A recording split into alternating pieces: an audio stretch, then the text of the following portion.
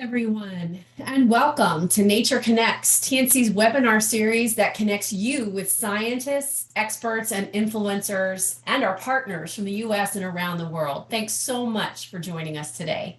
I'm Judy Dunscombe, Senior Conservation Scientist for the Nature Conservancy in Virginia, and I'm going to be your host today. Here at the Nature Conservancy, we're dedicated to creating a healthier world for all. We tackle long-lasting solutions to the world's most complex environmental challenges. And we do that globally and locally because we know that our work for people and nature on the ground leads to a better future for the planet. We have an exciting program for you today. We'll be learning about an innovative venture underway between the Nature Conservancy and solar companies to pursue the development of utility-scale solar projects on former mine lands within the 250,000-acre Cumberland Forest project of Virginia, Kentucky, and Tennessee. By collaborating with Sun Tribe Solar and Dominion Energy at this former mine site, TNC is contributing to the growth of a clean energy economy and creating benefits for local communities while avoiding impacts to forests and farmland. Before we dive into today's program, I would love to share a little bit with you about our speaker, Brad Kreps. Brad joined the Nature Conservancy in 2001 and leads the Clinch Valley Program in Southwest Virginia and Northeastern Tennessee, a community-based conservation program that has helped conserve natural habitat in one of North America's most critical hotspots for biodiversity. Collectively, our folks in the Clinch work to protect the region's globally significant concentration of freshwater mussels through traditional land protection, as well as partnerships with local farmers in support of sustainable land management and communities seeking a sustainable post-coal economy.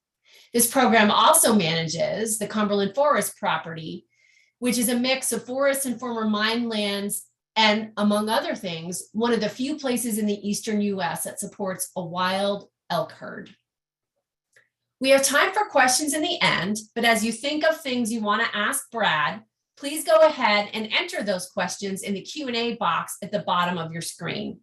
You'll also see information from us pop up in the chat box, but don't put your questions there, put them in the Q&A. Thanks again so much for joining us today. Brad, are you ready to tell us all about solar and Cumberland Forest? Well, I am. Glad to be here today. So welcome everyone. Really appreciate everyone's interest in this topic. As Judy mentioned, I'm with the Clinch Valley Program based in far Southwest Virginia near the Virginia-Tennessee border. And I'm really excited to talk to you today about our Cumberland Forest project broadly, and then specifically about our work to try to repurpose and redevelop some former surface coal mining sites for new solar energy projects. Before I get started, we are going to show a video. We were really excited to have some great media coverage of this project in the Washington Post. So I want you to enjoy this video, and then I'll take my talk from there. The energy transition from coal to renewables is inevitable. I think there has been a little bit of an ideological shift in the mindset as it relates to green energy. Reuse of mine lands and repurposing mine lands for renewable energy just makes a lot of sense.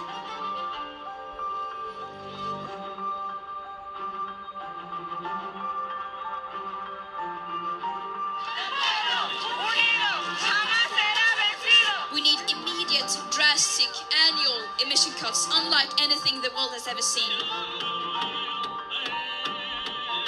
We're trying to protect your water. You're trying to protect these banks. Climate change is very real and very tangible, and over the last 10 years has been felt very acutely in a lot of communities. There's a mix of strategies we need to undertake to address the threats of climate change, and certainly expanding renewables is one important strategy that we are working on. So a couple years ago, the Nature Conservancy completed one of our largest acquisitions ever in the U.S., and we call that Cumberland Forest. We acquired 250,000 acres of land in the Central Appalachians to demonstrate that we could manage these large properties for both nature and people benefits. manage and conserve the extensive forests that are on this property that serve a really important link to the larger wildlife corridors that we see across the entire Appalachian mountain range. And then with our solar work, we can repurpose some of these former surface mine sites that are non-forested into clean energy projects that can bring new benefits to the region as well.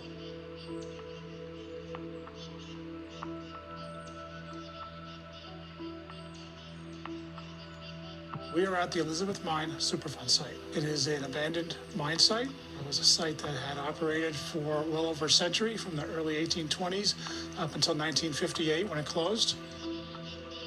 We work with the communities to see if there's a vision for how the site might be repurposed at the end. So as part of doing that, we became aware of the potential for solar development. We were able to design that cover system to achieve our objectives, protect the streams, but also leave a cover system that is compatible with solar, and it's producing energy, green energy. It's put back into another form of productive use that generates jobs, taxes, benefits to the community.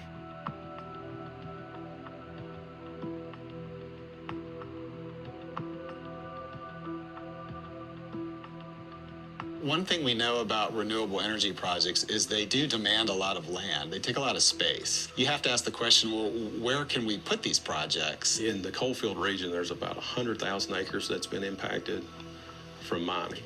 Of that 100,000 acres, there's thousands of acres that could potentially have solar on it. Would be better built on a lot of these mine sites than some prime farmland or some areas that maybe don't want solar in their community.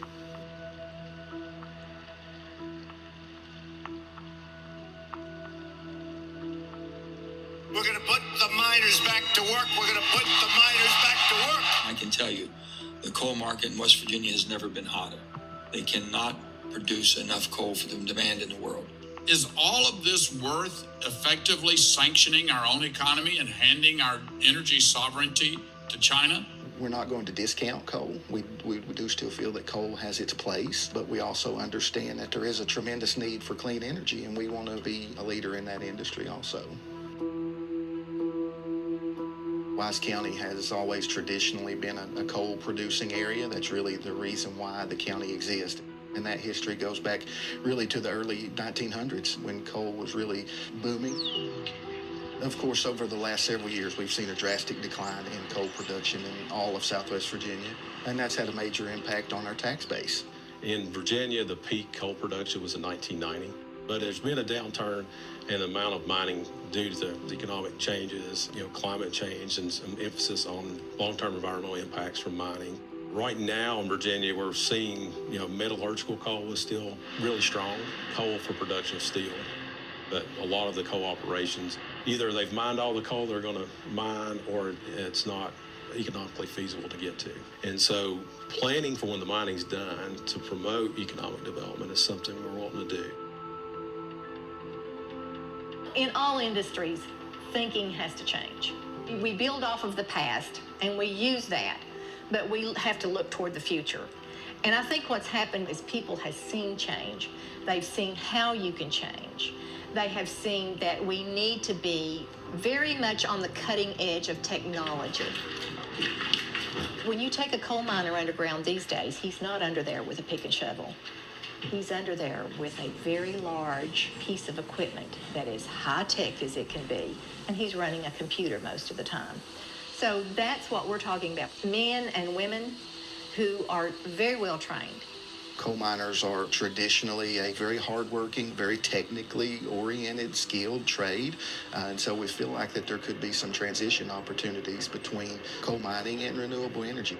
We understand that job creation and from a long-term perspective may not be that great with solar installations, but we also do know that on the front end of these types of projects, there's going to be construction needs, there's going to be engineering needs.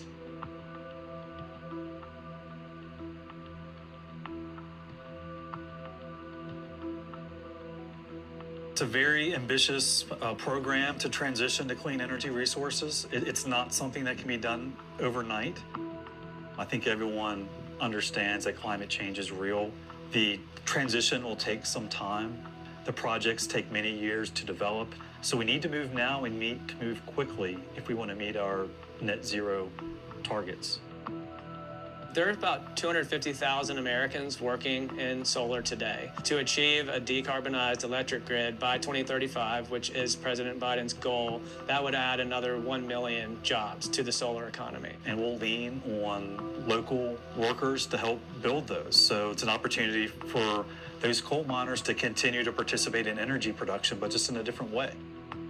You know, these solar projects that we are pursuing on Cumberland Forest are among the first solar projects in the region. So obviously we're at the start. We hope that these can help serve as a model for not just Southwest Virginia, but the wider Central Appalachian region in terms of how to do solar right in the coal fields. We're very proud to be an energy producing community. This is helping us to reimagine how we produce energy. So we're still able to say we're keeping the lights on somewhere.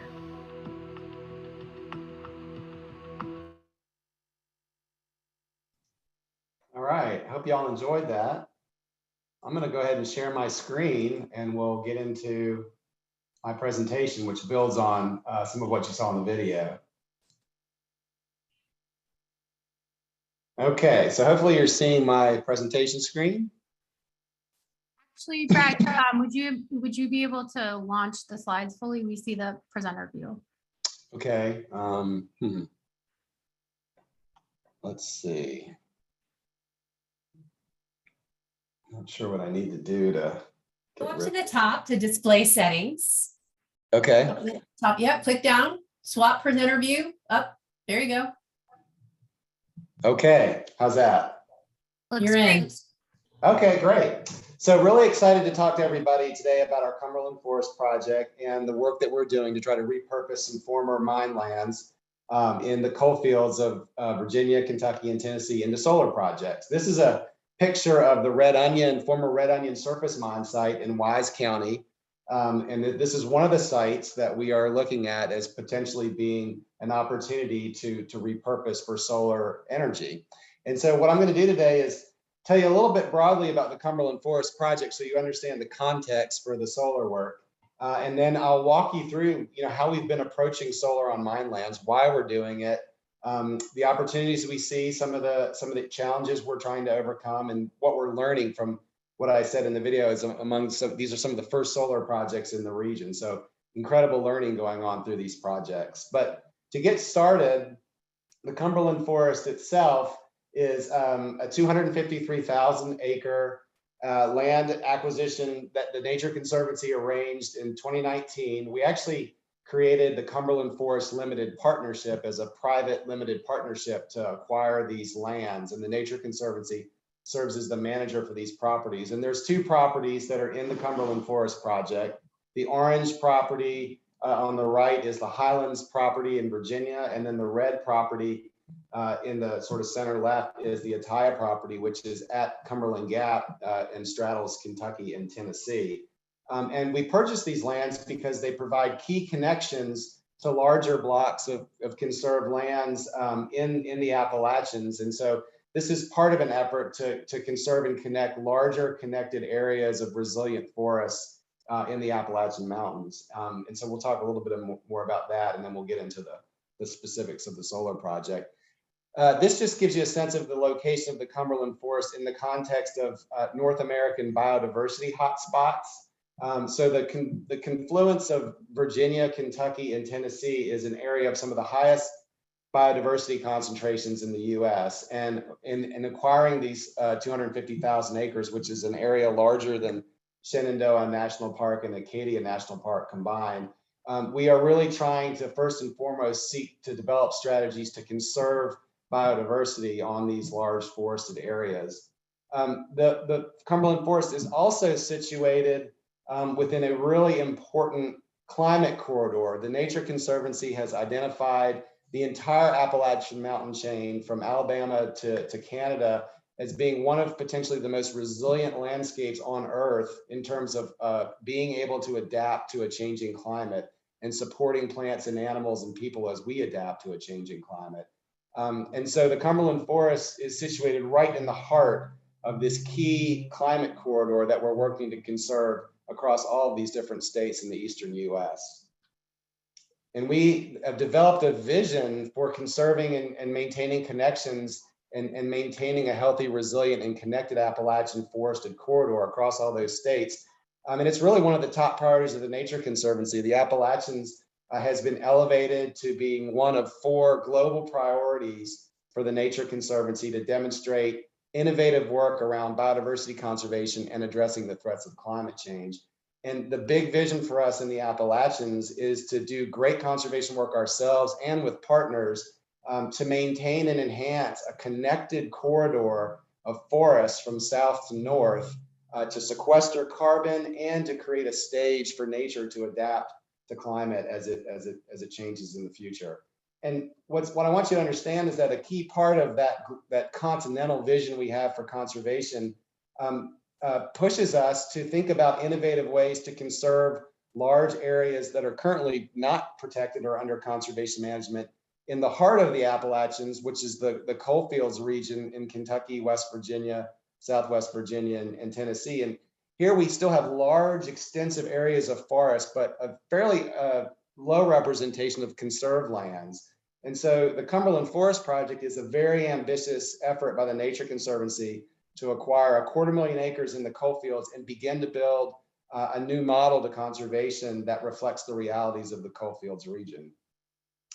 And so as we're advancing the Cumberland Forest Project, it's not just a nature conservation project. It's a project where we are really working hard to manage these lands in a way that provides benefits for nature, but also supports local economies and the economic transition that is going on in the coalfields with the decline of coal and the need for new economic diversification, as well as community benefits and thinking about how we connect with the needs of people locally and support communities as they seek a new future in light of the fact that their economies are changing rapidly around them.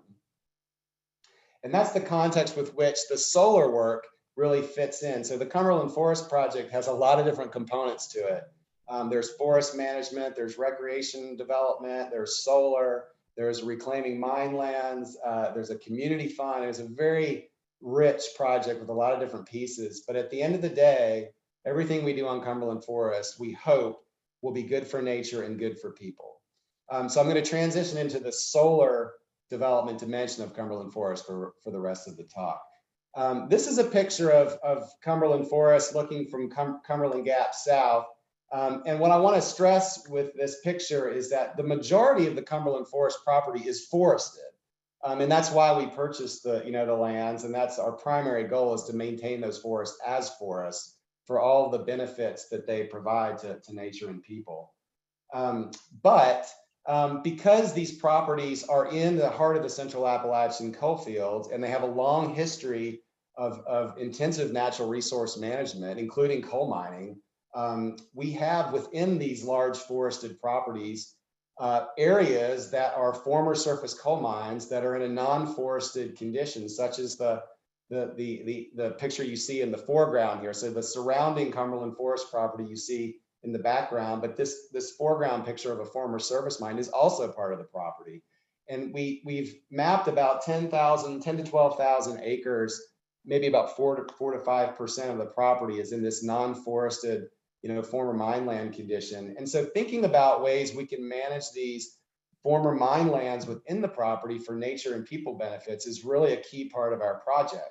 And so solar on some of these sites, we think, is a great way to, on the nature side, create renewable energy, and on the people side, bring new tax revenues to the localities, bring some new jobs during the construction phase, and find ways to reinvest and repurpose these sites for new economic opportunity.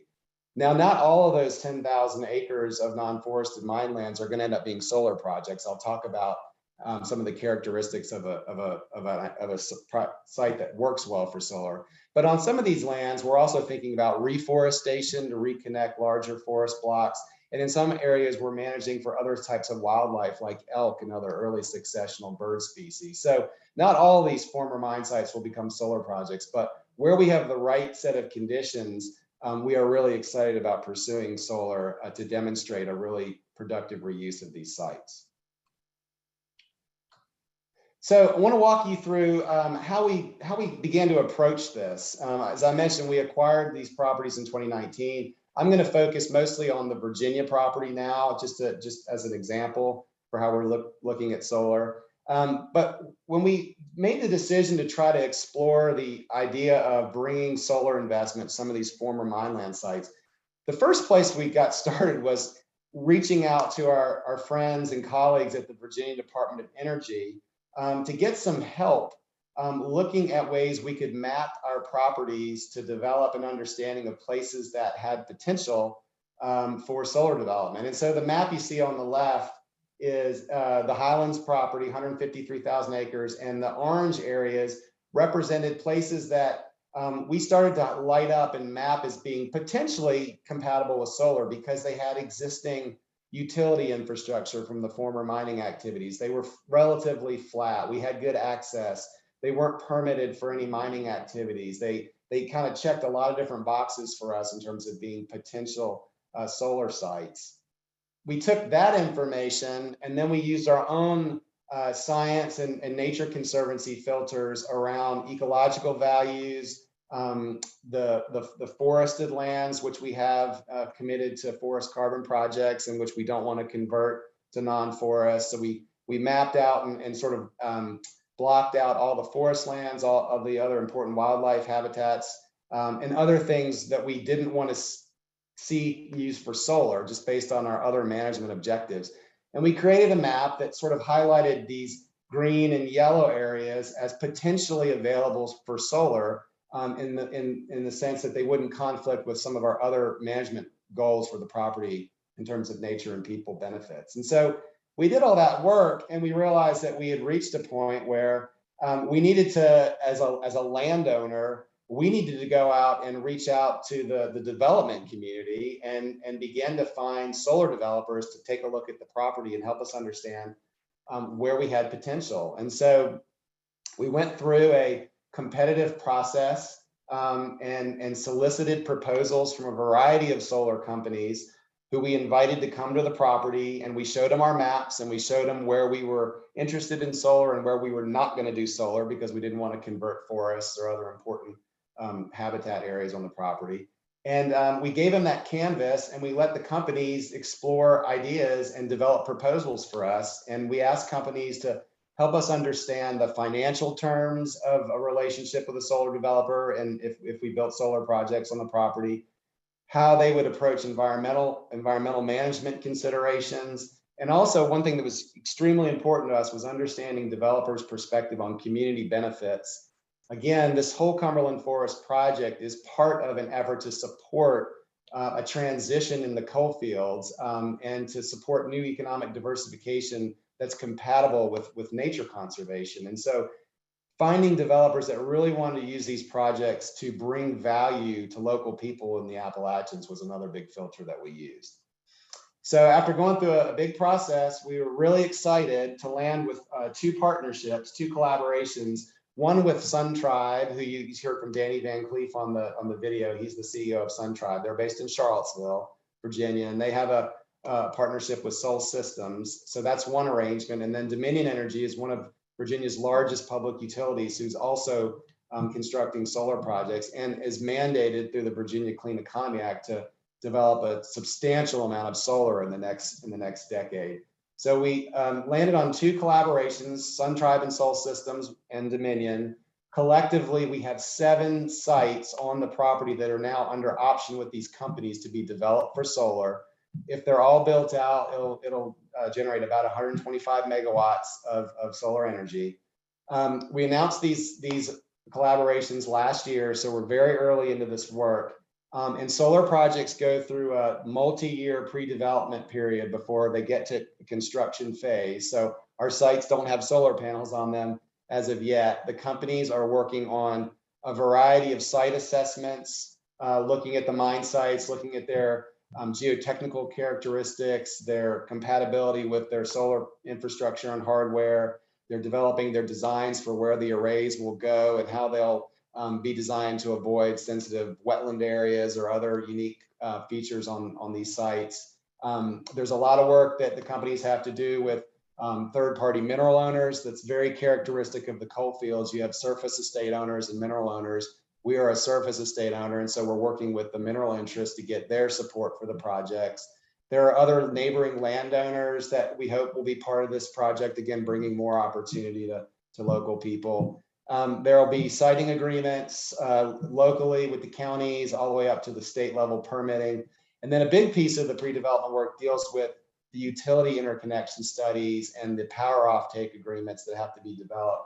So that's a lot of work. I've learned a tremendous amount about solar development through this process, but our companies are doing an excellent job in moving through that process. But all that being said, we're still 3 to 4 years out from construction under the best scenarios. Some of you may have read, in the news, there's also some challenges with permitting at the regional scale with the regional grid, some backlog issues because there's so many solar projects coming online. So there are some headwinds in terms of timing, but we are, working with our developers and letting them move through this process and learning on every step of the way.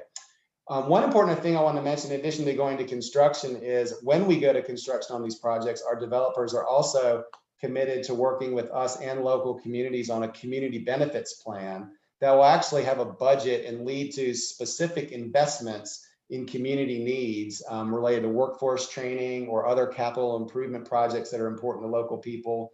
That process will happen in the later stages of pre-development when the companies are ready to go to construction. But we really wanted to try to distinguish these projects on the community benefit side by having specific agreements with these companies that call for them to make investments in local communities that go above and beyond what they would normally do just through the regulatory process. So we're really excited about that.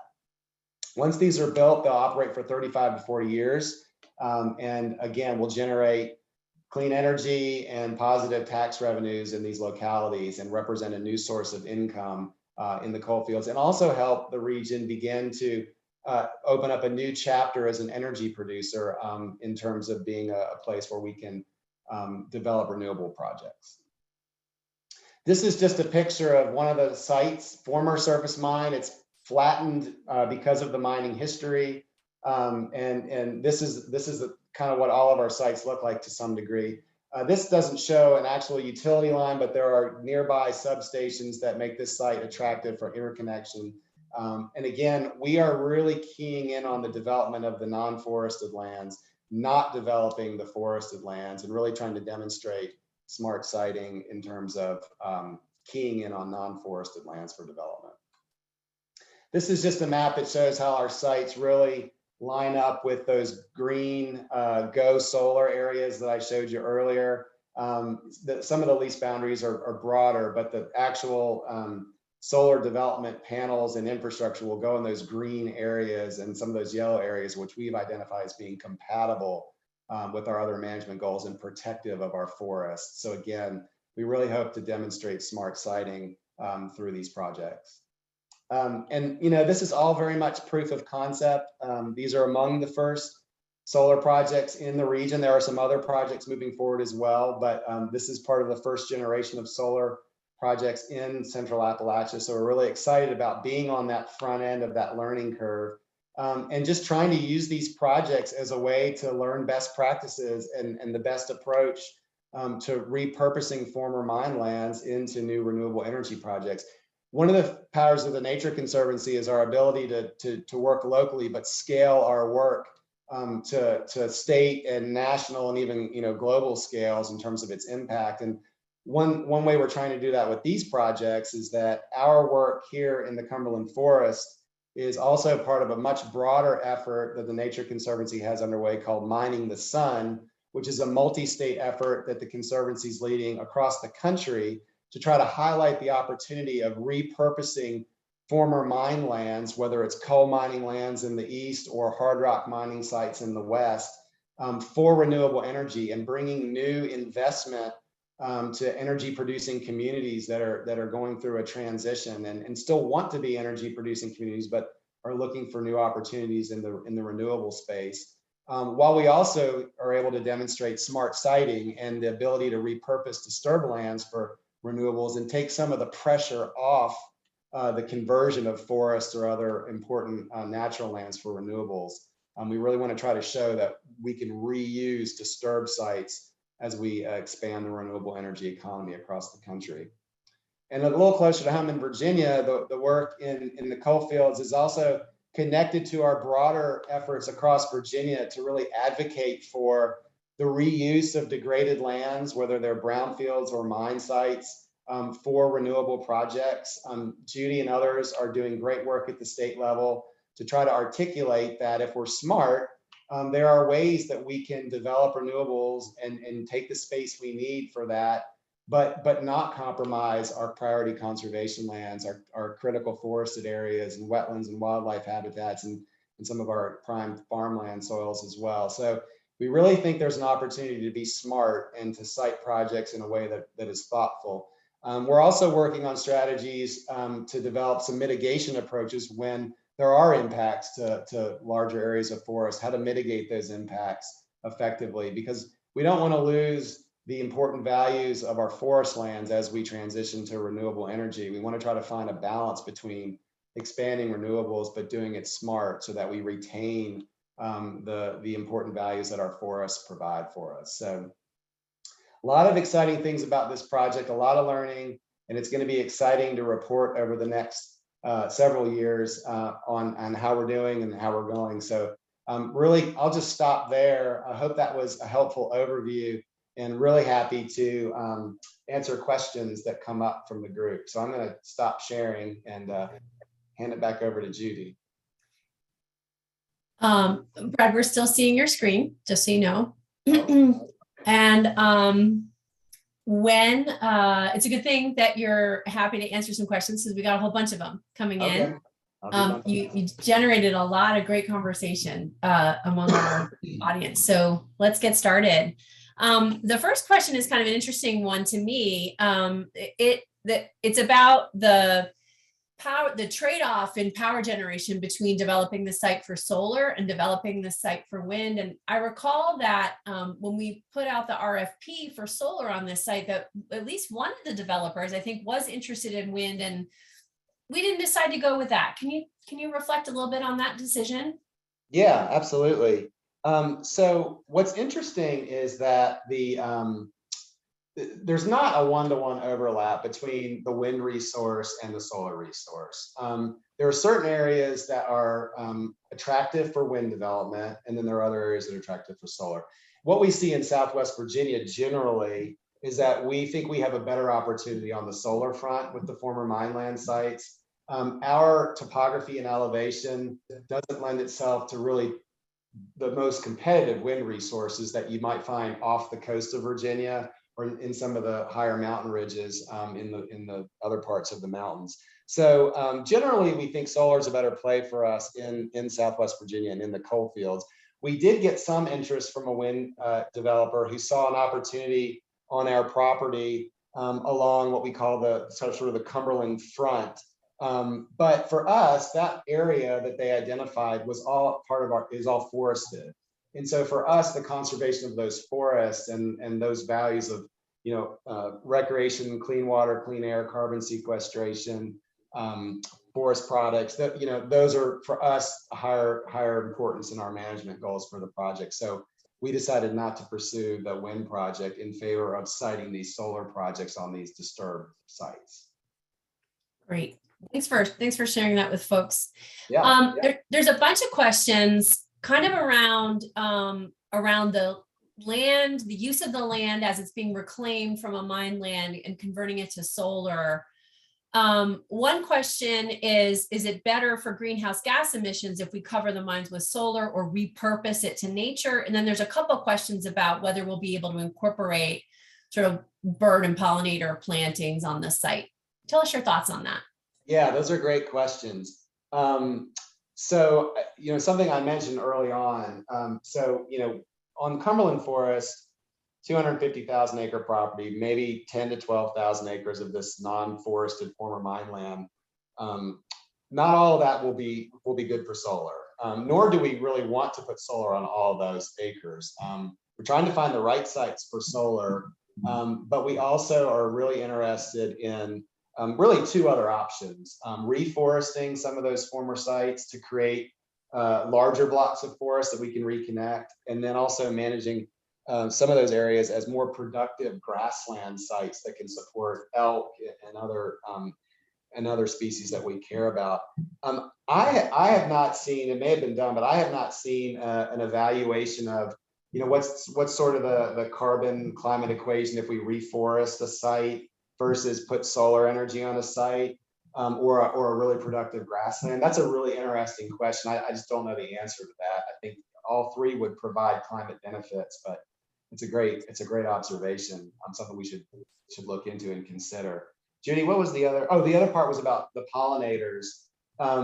Great question as well. That's part of the design process that we're looking at right now. So it gets to the question of the solar companies are going to have to manage the vegetation on these sites once the solar panels are in place. They can't let it grow up because it'll interfere with the solar panels. So there's different ideas about how you can manage vegetation. And what we're pushing the companies to think about are nature-friendly approaches. And one of those may be, managing for pollinator plants. There's also some ideas around regenerative grazing, using sheep. So those are open questions that we're exploring. But we want to try to find a way to manage the vegetation on these sites that is compatible with nature and wildlife. Yeah, thanks, Brad. So there's a couple questions around impervious cover, which, I know is something as a person in charge of conservation of a river system, I know you think about that a lot. But there's some statewide policy recently around in Virginia around solar energy and its degree of imperviousness. But some of our audience members are asking about if there are unintended consequences at this site from covering such vast amounts of land with impermeable solar panels. And again, asking question like maybe it might be better to rewild some of these lands. Could you talk a little bit about kind of the current condition of the sites and reclaimed coal mines and impervious cover? Sure. Yeah. So all these sites are former mine lands. One of the characteristics of a lot of former surface mines is that they're pretty compacted by virtue of the way they were reclaimed originally. Of course, when they were coal sites, they had extensive, sort of stormwater management, in place. But as they were reclaimed and released from as a coal site, they were, the drainage was created that was done in a way that was satisfactory and handled the drainage on the site.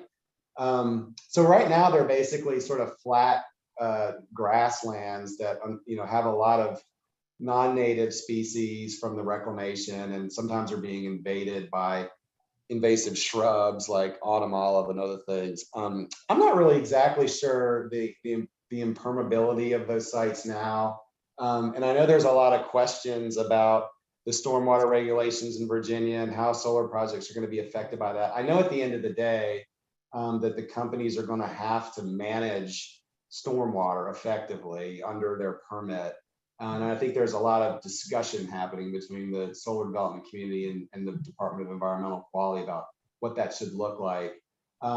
So, we're going to try to be a positive advocate, obviously, for good practices. We want to see that as a landowner and as the Nature Conservancy. A lot of that interplay will happen between the developer and the permitting agency, in terms of how they develop their designs for water management. But we're certainly going to advocate for the best practices that will make sure that there's not an issue with drainage off the sites. Am I answering that question? Does that make sense? Sure, I think so. You didn't explicitly say this, but we know that if you convert a forest land to solar panels, you've made a big change in how impervious that site is. But maybe a mine land to, well, I think as a mine land to a solar facility, you're not making a big change, and you might actually have some funding to improve the existing condition. Is that fair? Yeah, and that's a good point, Judy. Because we're targeting these non-forested sites, we're not converting forest to non-forest, and that does have that is meaningful from the hydrologic standpoint. That's a really good point. Definitely. Here's another question that slightly relates to water, but it's about acid mine drainage. And the questioner asks or says that they've read about acid mine drainage containing valuable minerals, including cobalt, which are important for batteries and naturally limited in the US. Any thoughts in the coalfield region in general about the possibility of maybe recapturing some of these rare earth minerals from old mine sites? Yeah, that's a really interesting question, an interesting topic. Acid mine drainage in general, just for people that may not be familiar with that, is in some areas where you've had coal mining, you have certain rock strata that when it is disturbed for mining and interacts with air and water, it can end up creating an acidified condition that leads to the leaching of minerals into the streams. That's not a good thing for water quality. Virginia is fortunate to not have a lot of that. There are a few coal seams in Virginia that have that challenge. It's much more prevalent in northern West Virginia, Pennsylvania, but it is a real problem, and there are ways that it's dealt with. The question of the rare earth minerals has been a look. My understanding is the focus has not necessarily been on the acid mine drainage, but on some of the coal, what we call coal refuse, which is material that was produced through the mining or processing of coal. And so what you have in the coal fields is a couple different examples of that. One is we have what we call gob piles or waste coal piles, which were piles of coal refuse, mix of unused coal and rock that were generated and left behind before there were mining laws that were passed in the 70s. So you used to could just mine coal and walk away when you were done until we passed laws to not allow that. But there is this legacy in the coal fields of these former waste coal piles that are out there. And many of those we're trying to get cleaned up. But there is a question has been raised, is there a potential to recover critical minerals from some of those coal refuse piles? There's some ongoing research about that now. So I don't think we really know the definitive answer, but there are some Department of Energy research getting started to really look at that question of reprocessing some of this historic waste coal for rare earth minerals. So that'll be a very interesting thing to watch in the next few years. Brad, there's an interesting question about how we're paying for all of this. So can you explain how this work is getting funded? In terms of the solar projects? Yeah, sure. So the thing to remember about the solar projects is that in this case, the Nature Conservancy is the land manager. So the Cumberland Forest Limited Partnership owns the Cumberland Forest property. We are the managing partner for that. So essentially we're the landlord. The solar development companies are working with us and will lease these sites from us to develop the projects and sell the power. So we essentially as a landowner will receive rent for providing these sites. The entirety of the business investment beyond that, the building of the project, the permitting, finding the power purchaser, all of that is entirely within the realm of the solar developers. So they are the ones driving the projects, paying us rent. And then also because we have unique agreements with them, also committed to a community benefits package that they will invest in local communities. So we're creating value for the Cumberland Forest as a landowner. We're creating value for the local communities through the projects, the tax revenues, and the community benefits plan. And then the solar developers, if they're successful, are creating value through their development of the projects and the sale of the power. So we're really, our part of the partnership is that we have the land and the vision for how this entire 250,000 acres is going to be managed to meet all these different needs. And part of that, we need an income stream, right. to make that all possible. And so that's our part of the partnership. And then the solar companies, they're delivering all the technical knowledge and really the business risk for trying out this approach.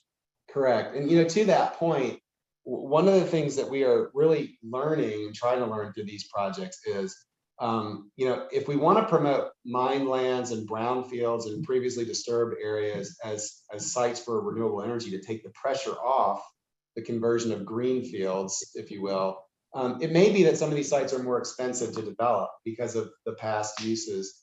And so as we learn that, we want to try to inform policy. And one of the ways we're doing that is, in Virginia, we've been supportive of a new program that Delegate Terry Kilgore helped advance, which is the Virginia Mine Lands and Brownfields Grant Fund, which is a new program that's been set up. We're trying to find funding for it, but that would support these types of projects if they ran into sort of above and beyond business as usual costs by virtue of being a previously disturbed land versus a greenfield site. And so one of the many learning pieces of this is, what are some of the hurdles or challenges to repurposing disturbed lands? How do we overcome those? Is there a way that grant programs or tax credits or those types of policy mechanisms can be helpful? And again, I think that shows the power of the Conservancy's ability to work on the ground with projects, but also connect that to our policy work and to try to have larger impacts, not just on the sites we're working in, but more broadly in this energy landscape. Brad, we have a question about our interactions with the political decision makers on the plans, and I assume that means the folks, communities that live around the Cumberland Forest area. Could you talk a little bit about how we are working with them and if there's anything kind of cooking in the short term?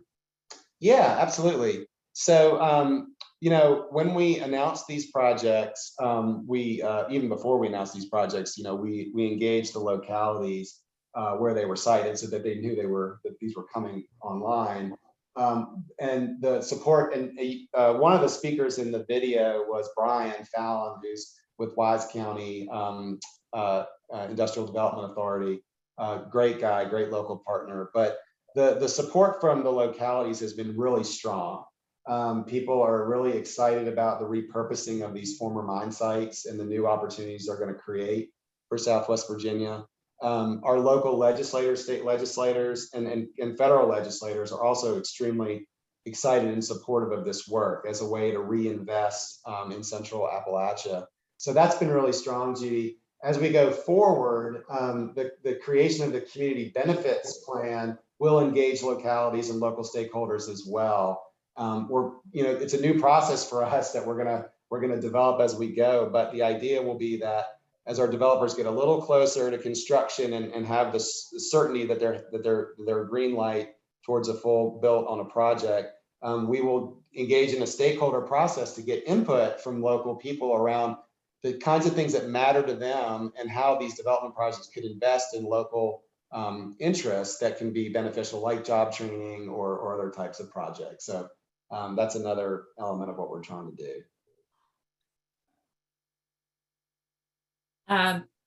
I love the partnerships that we have locally. That's just such an exciting thing. And, Brad, you and I have been colleagues for a long time, and this, I work in Charlottesville at the statewide level, and you have worked in the landscapes. And I just think it's an incredible opportunity to be able to build deep relationships, over decades with communities and really be neighbors and really be working towards a common interest. So that's just my little note to you, Brad. Cheer for you. Couple of questions around you mentioned the Mining the Sun initiative at the end. So there's a couple questions around other thoughts about other places where we might be looking at solar development. There's one question about what is a brownfield, so maybe that's a small one to tackle. But then can solar be done in old garbage dump sites, or also some questions about what are all those mine lands that showed up on that map in the rest of Virginia. Care to tackle that bundle? Yeah. So maybe I'll speak to Mining the Sun a little bit first, and then maybe grab a couple of those other things. So I mentioned the Nature Conservancy has this larger national effort called Mining the Sun. It involves 8 or 9 states. West Virginia is also a state that's involved. I think Ohio, some Western states. So we are more broadly, we've identified that if we're going to meet the goals of really aggressively growing renewable energy and building out renewable energy facilities across the country, it's going to take a lot of land. And so wherever we can repurpose previously disturbed lands, we want to try to do that and be an advocate for that. So mining the sun is really about trying to unlock the potential of former mine lands or brownfields. Brownfields can be just old industrial sites. It just means a previously disturbed, previously used area that you're trying to repurpose, rather than a green field, which is, say, just like a pristine swath of forest or a farmland or something like that. So when we look across, just thinking about West Virginia as an example, when we look across the line in West Virginia, we see thousands of acres of former surface mines in West Virginia that we would love to see used for solar, at least some of them. And so if we can show success in Virginia, and if we can show success on other parts of Cumberland Forest in Tennessee and Kentucky, we hope that stimulates excitement and strategies for building projects in those states and West Virginia. So it's kind of a, build a momentum around it. One thing that was really interesting when we went out to bid for the projects on Cumberland Forest, we wanted to see projects in all 3 states. That's our goal. But because of the Virginia Clean Economy Act, there was really laser interest from developers in Virginia, in the Virginia part of Cumberland Forest. And that was a really interesting learning lesson for us to understand how policy drives behavior within the private sector. And so we want to see similar policies and signals from West Virginia and Kentucky and Tennessee around renewable energy to help drive the business sector towards those states. Right now, Virginia has a much more enabling policy climate around renewables in those other states, and that was reflected in what we saw when we put our property out onto the market. Okay. All right. So many great questions, so little time. I'm gonna try to squeeze in 2 more questions, Brad. Might be tough. So one of them is a bunch of questions kind of around the ecological impact of developing with solar panels and the environmental sustainability of the panels themselves. And you and I were just talking with our colleagues in Kentucky recently about a study working with to look at the way that wildlife might be affected by the construction of these facilities. And a colleague of ours, Dr. Liz Cayley's in North Carolina, has actually extensively studied that issue and has some learning that she's done around how to minimize impacts to wildlife from solar energy development, and is actually working on a DOE grant, which if she gets that, Cumberland Forest would be one of the sites where we get to do that. So that's a nice thing, right, about having this on our property, is that we can be a place where these studies can occur and we can learn as we go. Curious to know, Brad, in your conversations with our developer colleagues, if there's been any conversations about in decommissioning, what will be the fate of the equipment on this site, or have we just not gotten to that part yet? Tell us where we are. Yeah, that's a great question. No, I don't have a lot to report on that. I think that's something we're going to need to keep our eye on. I know as a landowner, when we were negotiating our agreements with the developers, we made sure that we had certainty that when the projects were done, that they would be reclaimed, that the equipment would be removed, the site would be restored to its pre-project condition. So as a landowner, I think that's an important lesson learned that we would encourage other landowners considering solar to make sure they have in their agreements, is a commitment to decommission the site. I know there's a lot of discussion around recycling opportunities or disposal issues or how to deal with that, the panels. I don't really know a whole lot about that, but that's clearly going to be an important part of the life cycle consideration of these projects, and something that we're going to need to keep our eyes on. Yeah, I think that's a great point that our audience members have brought to us. And, just we don't have this all figured out, right? This is a new venture for us and honestly for the world to try to shift to decarbonize our entire electric sector. So I think this is a good point, and we'll try to keep working to make sure that we do that right.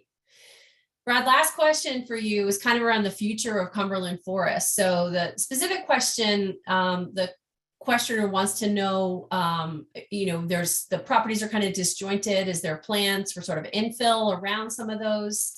So maybe you could answer that, and then just sort of where we're hoping to go with Cumberland Forest, and then we'll wrap up for the day. Okay, yeah, well, this has been great. Great questions. And if we didn't get to some questions, we'll try to follow up.